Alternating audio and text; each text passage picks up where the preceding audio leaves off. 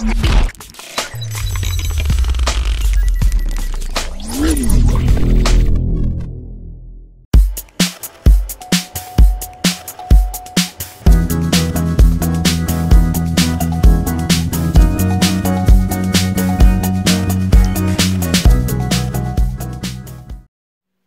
à tous, c'est Jay, on se retrouve aujourd'hui pour la vidéo test du Redmi K30. Voilà, je le répète, téléphone qui nous a été envoyé par la boutique Trading Shenzhen.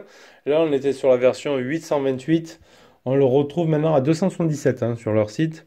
À savoir que c'est que la version anglais-chinois, bien évidemment. Ce modèle-là est déjà vendu. Donc, on refait un point sur les caractéristiques. Donc, écran de 6,67 pouces avec un rafraîchissement de 120 Hz. Une dalle qui sera que IPS, voilà, on n'est pas sur de la MOLED. Écran donc perforé avec double caméra ici, c'est du Full HD+. Il y aura l'HDR10, du Gorilla Glass 5. Donc ça c'est pas mal. 2400 par 1080 en 29e. Voilà, le processeur, donc c'était le Qualcomm 730G en 2,2 GHz. Je vous ai partagé le score en tout sur Facebook. On y retrouvait sa particularité d'avoir 4 capteurs photo ici. Donc on aura du 64 MP. C'est du Sony IMX686 en ouverture 1.89. On aura le 8 mégapixels pour le grand angle en ouverture 2.2 avec 120 degrés pour le grand angle. Un zoom numérique x10. Un 2 mégapixels également pour la macro en ouverture 2.4 et un autre de 2 mégapixels pour la profondeur de champ. Mode portrait en ouverture 2.4. Et sur la face avant, donc les deux caméras ici perforées dans l'écran, ce sera du 20 mégapixels plus 2 pour le portrait. Voilà. Donc les bandes réseau, on n'avait pas tout. C'était que B1, B3, 5, 8, 34, 38, 39, 40, 41. Un Bluetooth 5.0. On n'aura qu'un son mono, on n'aura pas du stéréo dessus. Une batterie de 4500 mAh en recharge 27 watts et un poids de 209 grammes. Donc un petit peu lourd quand même. Des dimensions de 165,3 par 76,6 par 8,8. Voilà, on avait fait le tour du propriétaire un petit peu. Donc on a l'USB-C, on a le jack 3.5, tiroir SIM, etc.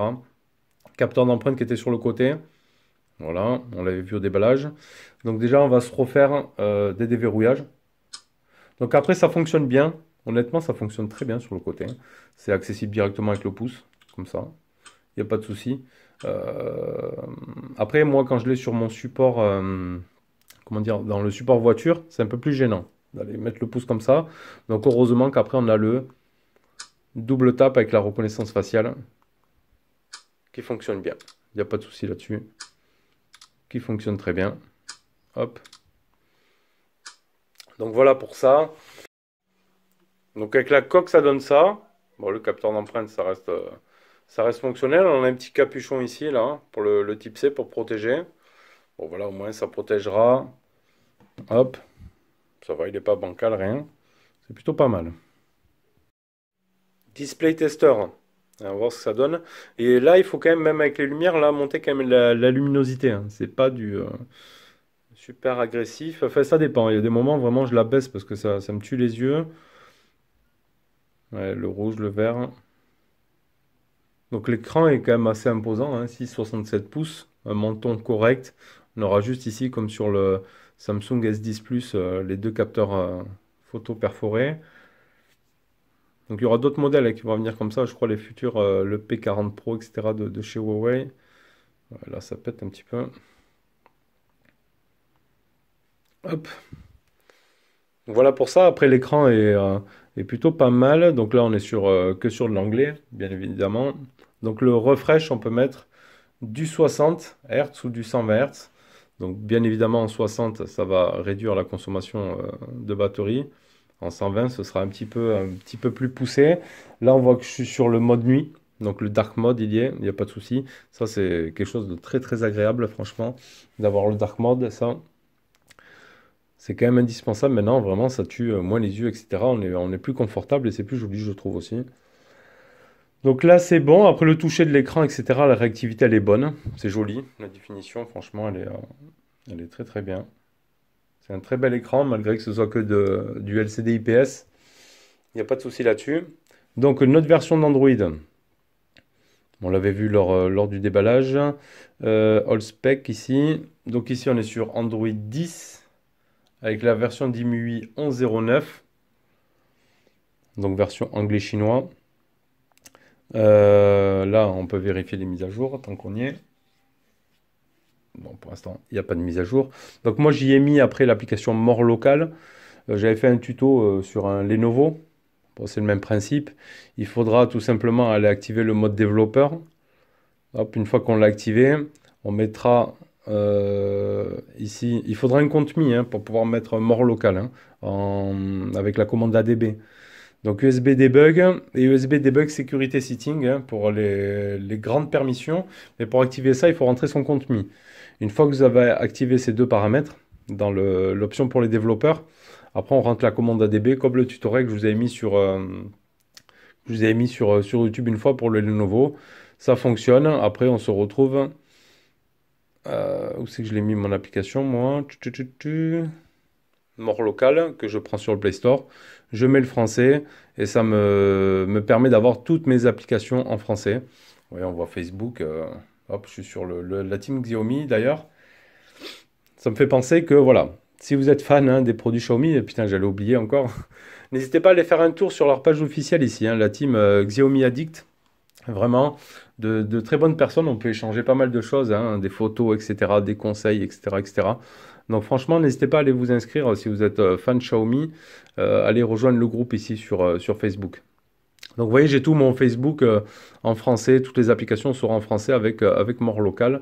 Donc ça, c'est tout bon. Le Play Store, il faudra l'installer à part aussi sur la version chinoise avec Google Installer et l'appareil ne sera pas non plus certifié. Donc ça, c'est des choses à prendre en considération.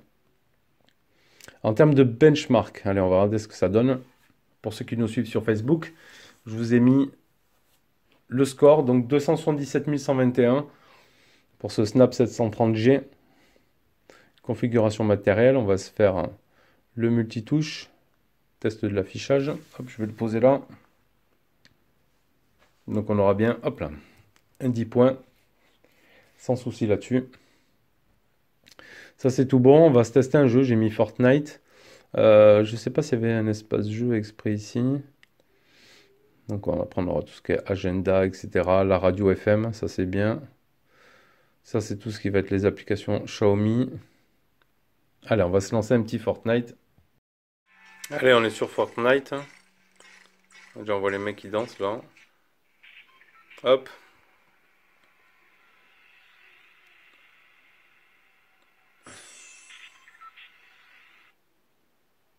Qu'est-ce qu'il m'a fait là? Oh, petit lag ou quoi? Chargement. Oh, pourtant j'étais prêt moi. Donc chargement, ok. On va attendre qu'il charge.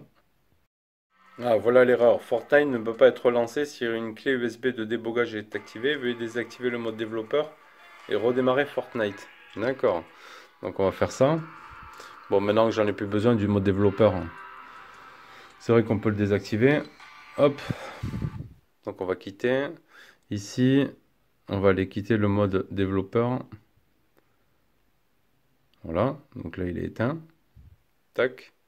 On va retester Fortnite. On va refaire jouer. Bon, là c'est bon. Donc j'ai désactivé le mode développeur, il n'y a pas de souci. Ça marche.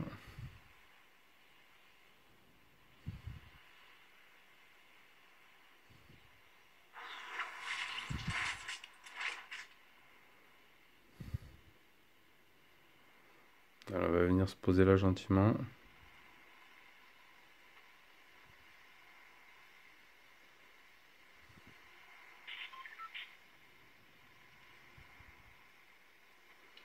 Je squatte un petit peu là. On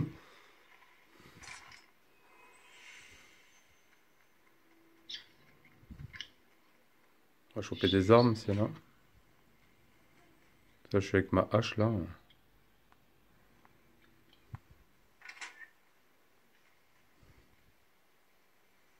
Il n'y a rien à choper ici. Ah, c'est là. Là où il y a des armes ici. Putain. Allez. Bon, voilà, ça fonctionne, hein.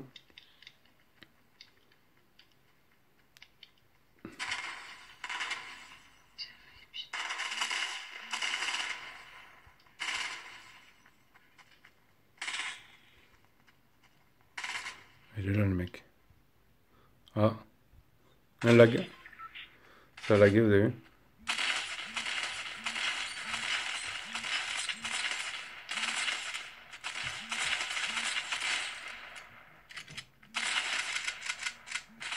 Bon voilà, hein, Fortnite ça fonctionne. Là, on a vu un ou deux petits ralentissements quand même. Mais bon, voilà. Allez, notre partie photo, on l'a vu au déballage. Donc là, on est sur mode photo. Ici en haut, on a les raccourcis pour l'intelligence artificielle. Pour le mode macro, ici, on pourra y rajouter également aussi des effets. Donc j'avais fait normalement des photos au déballage. On peut se faire un petit macro ici. Franchement, le macro, il est pas mal. Il est pour du 2 cm. Ça, c'est super bien. 2 cm en macro au minimum. Donc mode photo, ici on peut switcher après sur le 64 MP directement. Ensuite en mode photo, on aura un zoom. Voilà, zoom x10. Donc zoom numérique hein, x10. Hein. Un zoom x10. On va se faire un truc ici comme ça. Clac. Le zoom x10, le mode portrait bien évidemment, le mode nuit, le Mimoji, voilà. Tap to take a photo, press and hold, record vidéo, ok. Le mode panorama, hop là, le mode pro j'ai quitté. Le courte vidéo, le slow motion. Donc le slow motion, on pourra faire quoi? Du 120 fps, 240 fps, 960 fps. Donc maxi sur du 960 fps. Donc ça c'est pas mal. Donc voilà, tout ça c'est bon. Le mode vidéo, on aura la macro pour la vidéo. Ça c'est cool. On aura des petites scènes. Des petits shoots vlog. C'est assez sympa.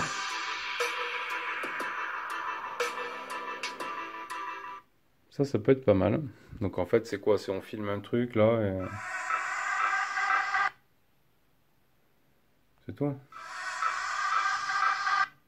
Ouais, après on peut faire des trucs. Hein.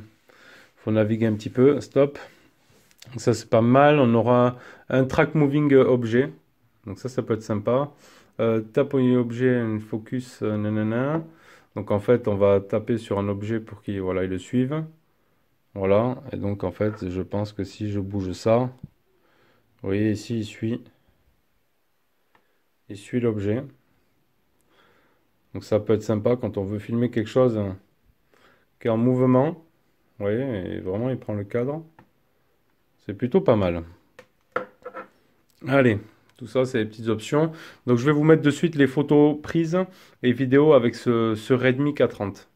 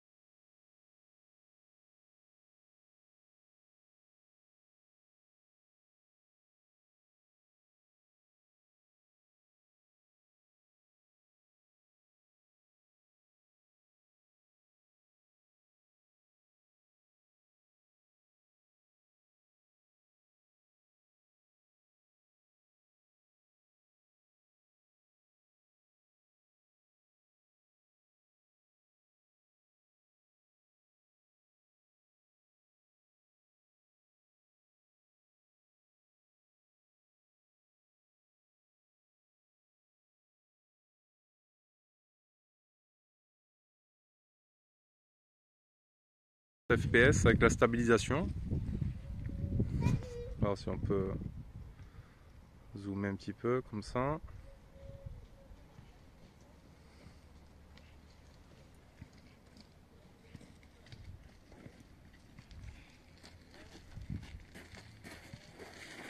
Ouais, on peut aller chercher le zoom. Bon, ça bouge un peu quand j'essaie de zoomer. Ah.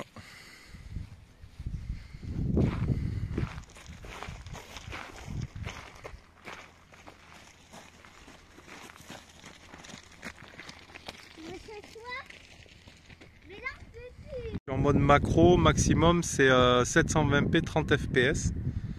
Donc là on filme en mode macro. Papa. Attends mon chéri, je filme. Oui, oui, oui, oui. C'est quand même pas mal. Hein? C'est quand même pas mal.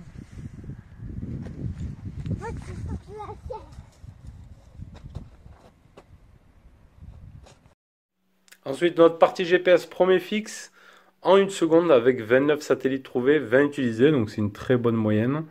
Il n'y a pas de problème. Deuxième fixe, 29 utilisés, 29 trouvés, 23 utilisés en 1 seconde également.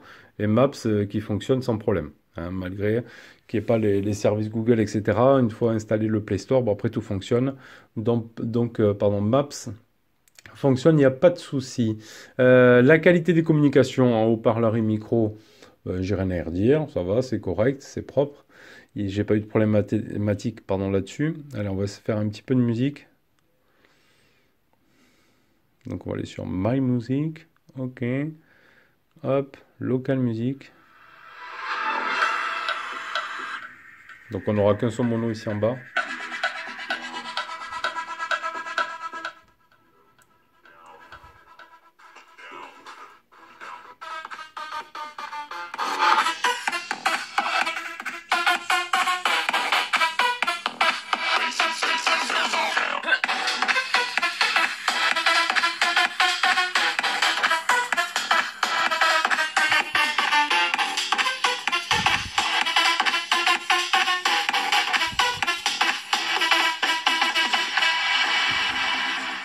Son fort, ça va, c'est correct.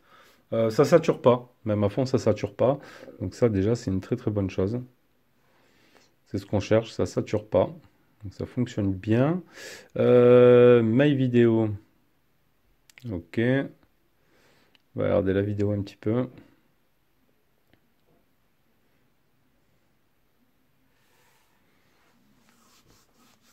Attends que ça charge. Ici, local vidéo là, full movie. Allez, on va regarder ce que ça donne. C'est où qu'on mettra le plein écran ici? Peut-être il y sera déjà. Non, il n'est pas en full screen ici. Hop là, full screen. Voilà, full screen playback. Ça c'est bon. Donc là on est sur l'écran complet. Mis à part bon, les deux objectifs photo.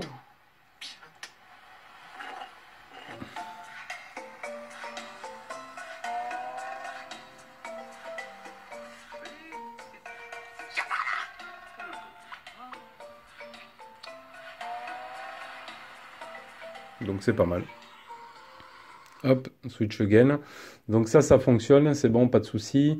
Qualité du Wi-Fi, très bien. Qualité du réseau, donc là, c'est là où ça se gâte un petit peu, comme on a vu. Donc les bandes, c'est B1, B3, B5, B8. Donc il n'y a pas de B7, pas de B20, pas de B28.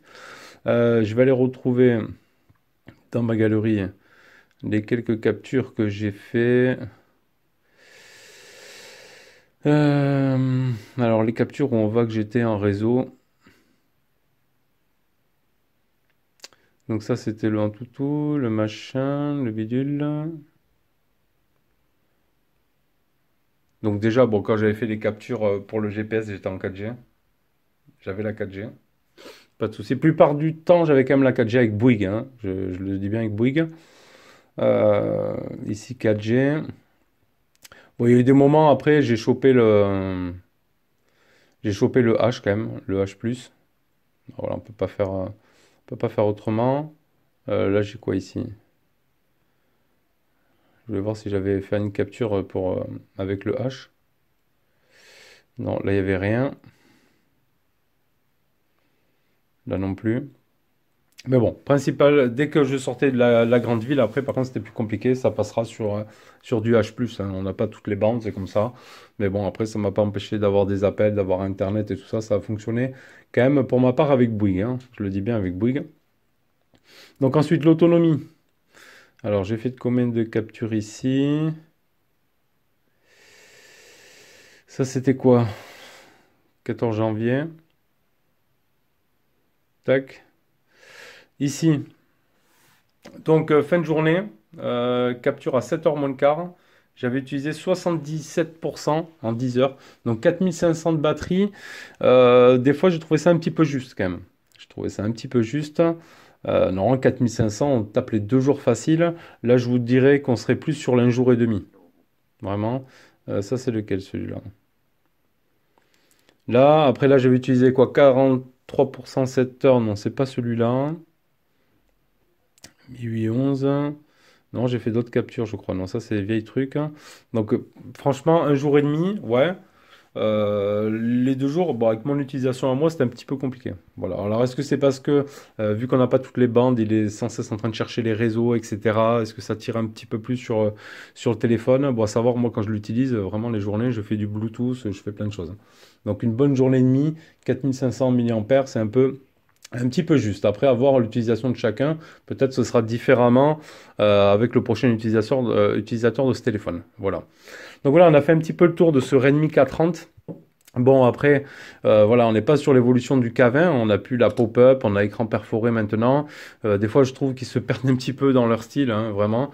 Et ils veulent proposer tellement de choses, Xiaomi et Redmi, que voilà, des fois, c'est pas forcément la continuité de l'autre. Le design, bon, on a vu. C'est un petit peu copié ici le cerclage, hein, au Huawei, hein. Et quel autre modèle? Et au OnePlus aussi, je crois, qui a fait ce cercle-là. Donc voilà, c'est un petit peu copié. Les 4 appareils photo comme ça, pourquoi pas?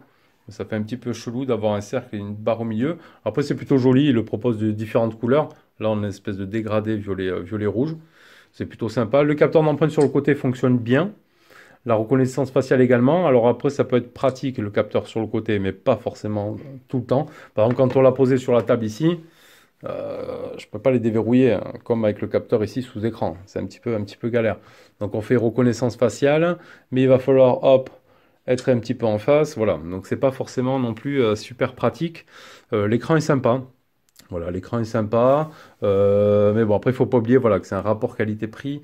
Il est proposé à bon prix. Bon, là, 277 sur Trading, peut-être un peu moins, très certainement, sur AliExpress ou autre. Voilà. Donc après, faites attention, je crois qu'il est vendu avec des ROM un petit peu bidouillés sur AliExpress, mais visiblement, il existe aussi la ROM Xiaomi.eu, donc traduite avec tout le français, etc., pour ce K30. Donc là, il faudra le flasher. Déverrouiller le bootloader, etc. et installer la Xiaomi.eu. Donc pourquoi pas, ça peut être une alternative pour le français, mais ça ne réglera pas le souci de réseau, en fait, les soucis de bande, hein. Voilà, allez, n'hésitez pas à nous faire un petit retour si vous avez aussi ce K30, votre utilisation, etc. Ce que vous en avez pensé de la partie photo et de l'autre partie, l'ergonomie, etc. Et moi, je vous dis à bientôt les amis pour une prochaine vidéo. Tchuss!